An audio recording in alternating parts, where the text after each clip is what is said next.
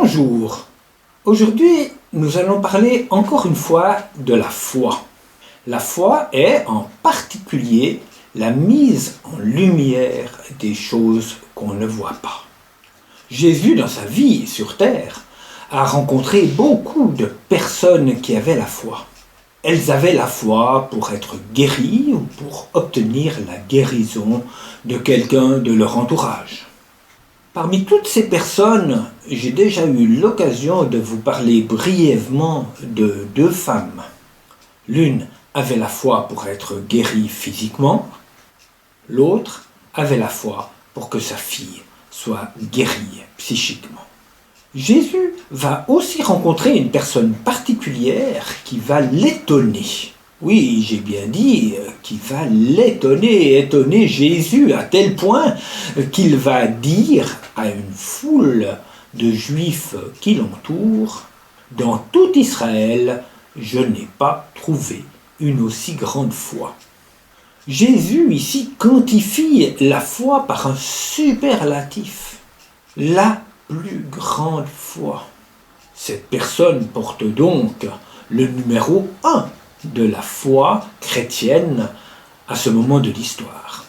Deuxième surprise, ce numéro 1 n'est pas juif, mais il est romain. C'est même un officier romain. Aussi bien en Matthieu 8 qu'en Luc 7, cet homme, ayant une centaine de personnes sous ses ordres, va expliquer simplement pourquoi il est persuadé que Jésus peut guérir son esclave. Il prend un exemple et dit « J'ai des soldats sous mes ordres. Si je dis à un de mes soldats « Va ici », il va.